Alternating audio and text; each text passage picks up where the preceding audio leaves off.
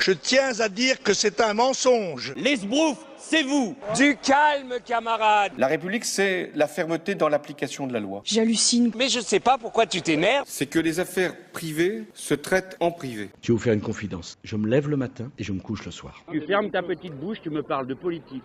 Bonsoir à tous, heureux de vous retrouver pour une nouvelle saison de l'Hebdo Politique. L'objectif cette année reste le même, décrypter l'actualité locale et nationale en compagnie des acteurs de la vie politique de notre département.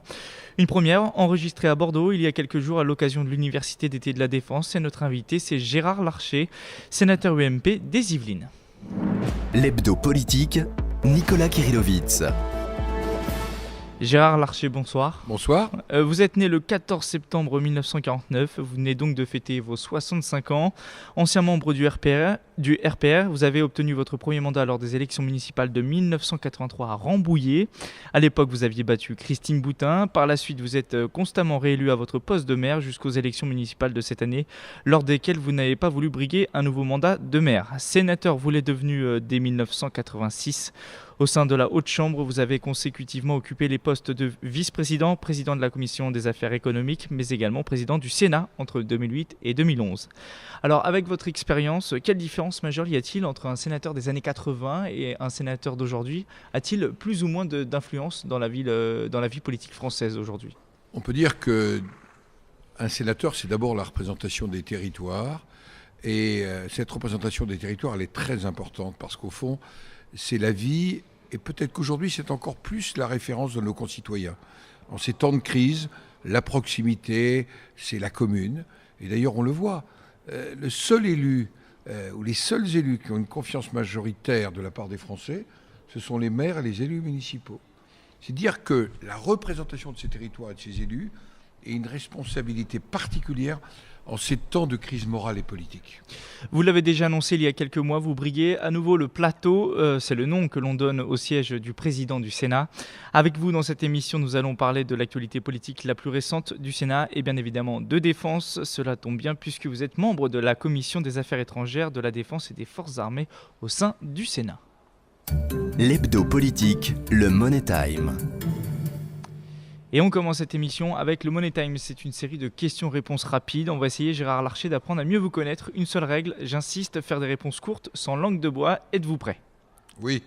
Plus de 8 Français sur 10 ne souhaitent pas que François Hollande se représente en 2017. Quel autre candidat verriez-vous à gauche pour la présidentielle ? Écoutez, c'est les militants du Parti Socialiste qui choisiront. Vous n'avez pas de choix Je n'ai pas de choix indiqué. Je pense qu'il faut une autre politique, un autre horizon.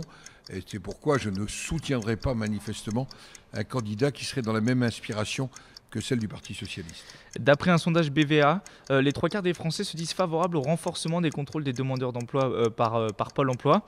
Une idée lancée récemment par le ministre du Travail, François Rebsamen. Vous y seriez également favorable ? Écoutez, j'ai été ministre du Travail, je connais particulièrement bien ce sujet. Naturellement, le contrôle, il existait avant que M. Rebsamen n'en parle. Le sujet numéro 1, c'est de créer des emplois. Et créer des emplois, c'est retrouver la croissance, faire confiance aux entreprises. C'est aussi modifier assez sensiblement notre orientation et notre formation. Enfin, le secret de la lutte contre le chômage, c'est créer des emplois, faire confiance aux entreprises et retrouver la croissance. Je rappelle, vous étiez ministre de l'Emploi entre 2005 et 2007. Qui incarne le mieux les valeurs de l'UMP selon vous aujourd'hui ? Bruno Le Maire, Hervé Mariton, François Fillon, Alain Juppé ou Nicolas Sarkozy ? Les valeurs de l'UMP, ça n'est pas uniquement des hommes ou des femmes. C'est le rassemblement de familles. Moi, je suis gaulliste, avec des chrétiens démocrates, avec des libéraux, avec des radicaux. Pourquoi ? Pour quelle vision de la France ? Quelle vision de la France en Europe et dans le monde ? Nous croyons à une société de marché, mais en même temps une société de responsabilité. Nous croyons profondément qu'il y a une identité de notre pays et c'est ça qui compte. Donc l'UMP traverse actuellement une crise. Je suis membre du bureau politique. Nous aurons le 29 novembre un congrès qui doit être l'occasion de relancer la fondation de notre mouvement. Et je dois dire que personnellement, j'y contribuerai, quel que soit celui qui sera élu à la présidence. On change totalement de sujet. Près d'un Français sur 3 reconnaît faire régulièrement des fautes d'orthographe, selon un sondage Ipsos. À qui la faute ? À l'école, aux médias ou aux nouvelles technologies ? Je crois aucun des trois. Je crois que simplement l'orthographe, c'est quelque chose qui peut évoluer. En tous les cas, je crois que le vrai sujet dans l'éducation, c'est pas l'orthographe. C'est 150 000 jeunes, et là c'est l'ancien ministre du Travail, c'est celui qui a fait un rapport à Nicolas Sarkozy en 2007 sur le sujet, et notamment sur la question de la formation et de la formation professionnelle. Le vrai sujet, c'est que 150 000 jeunes, chaque année, sortent du système scolaire sans diplôme, ou j'allais dire sans formation suffisante.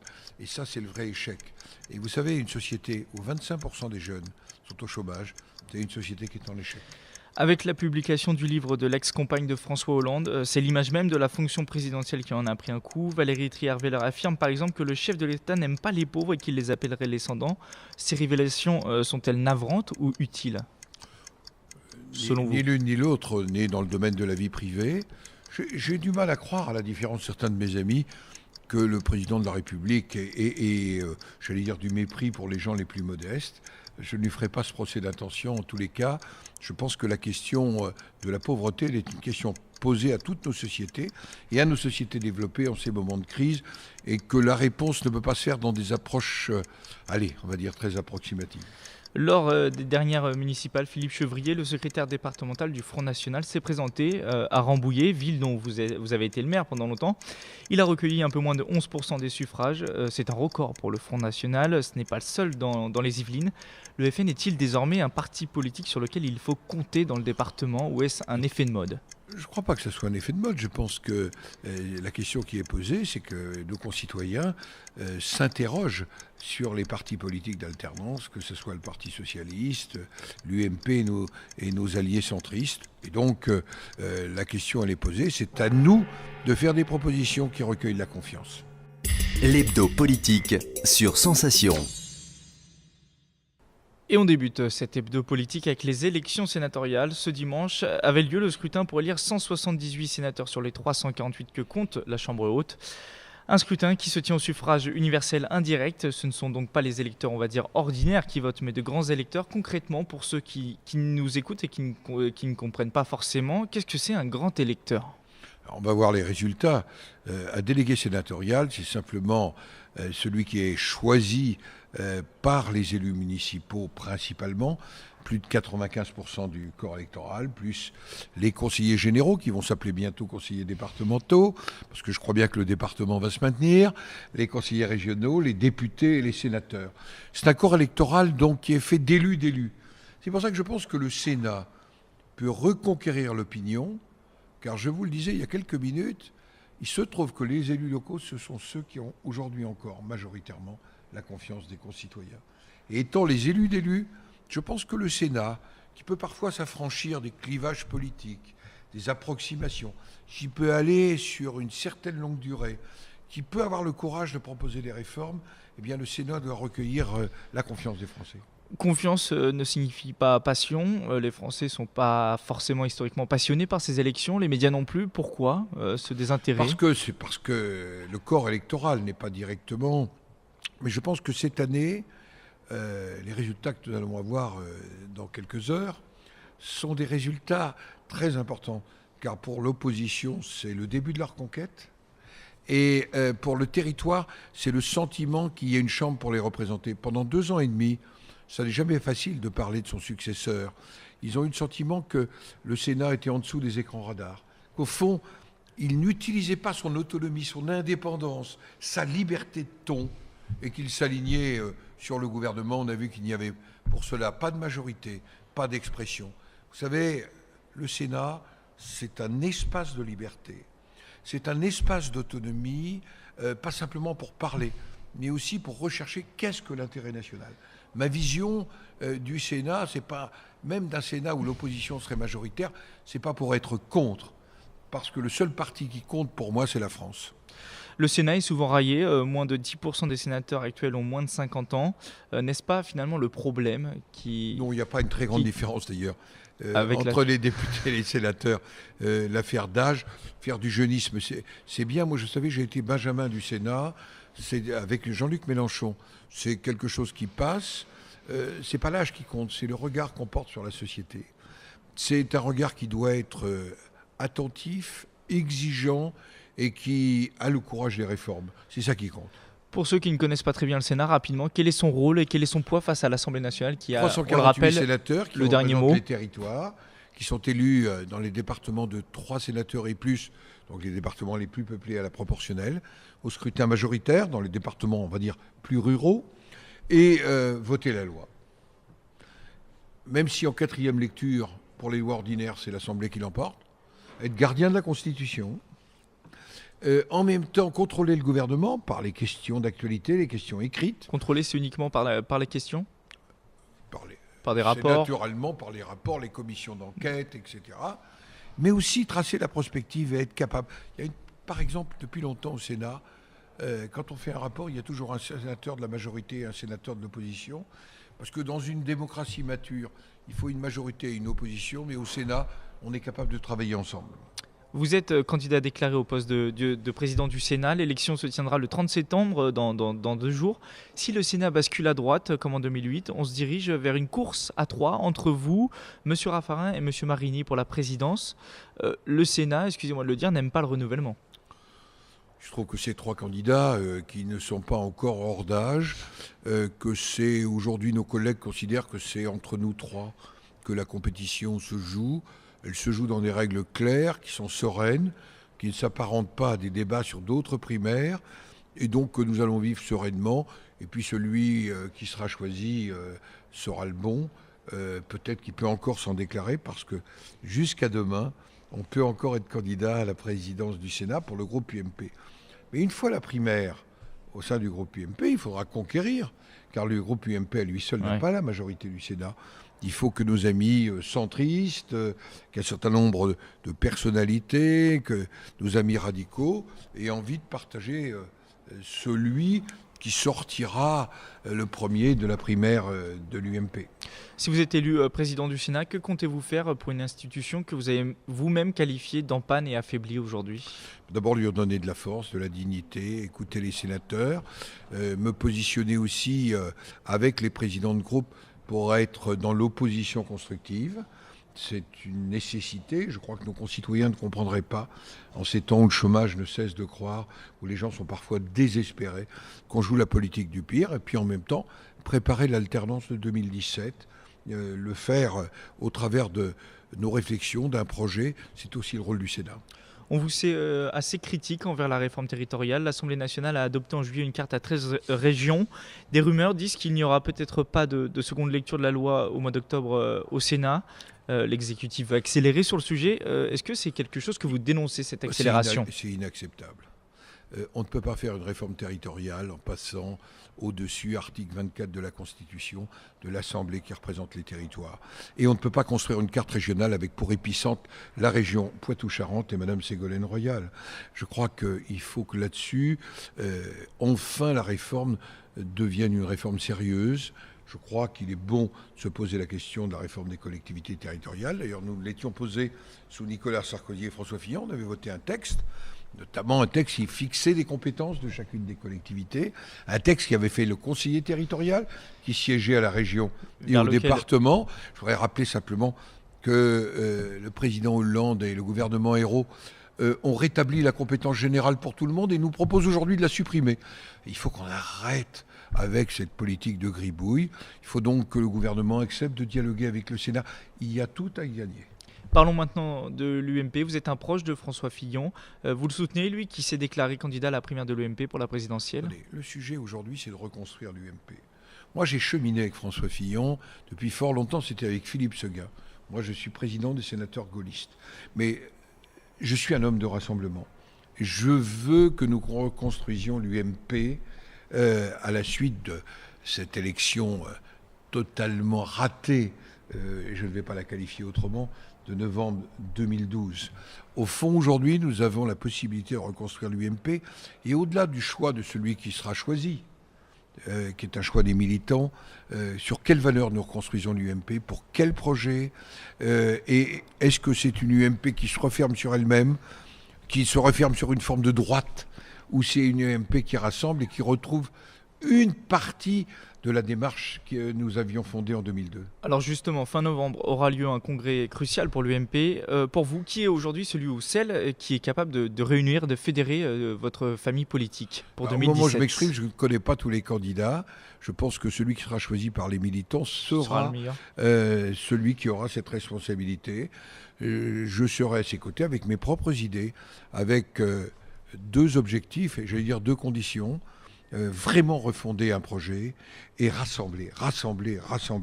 C'est ça qui compte. Dernière question de cette première partie. Un mot enfin sur la situation gouvernementale. Selon vous, une dissolution de l'Assemblée nationale est-elle souhaitable aujourd'hui, comme peut le demander Éric Woerth ? Moi, je ne demande rien. Je pense que les institutions de la Ve République, on voit tout l'intérêt, et des institutions de la Ve République ont beaucoup de souplesse et de plasticité, permettent de traverser les crises, mais naturellement, il faut que le gouvernement et le président de la République se reprennent. On ne peut pas continuer comme ça. C'est l'heure de faire une pause, on se retrouve tout de suite pour aborder le sujet de la défense. L'hebdo politique, Nicolas Kirillovitz. De retour dans l'hebdo politique, toujours en compagnie de Gérard Larcher, sénateur des Yvelines et ancien président du Sénat. Nous allons désormais parler de défense. Vous êtes, je le rappelle, membre de la Commission des Affaires étrangères, de la Défense et des Forces armées au sein du Sénat. Vous avez récemment rendu un rapport à propos des forces spéciales. Qu'est-ce que c'est concrètement ces forces spéciales ? Est-ce que vulgairement on peut dire que ce sont des hommes surentraînés que l'on peut déployer sur tous les terrains ? C'est des hommes et des femmes qui, au sein de nos forces armées, par la qualité de leur formation, de leur équipement, par la qualité de leur entraînement, sont en capacité de conduire des opérations ponctuelles, en quelque sorte indispensables dans un caractère de crise aiguë.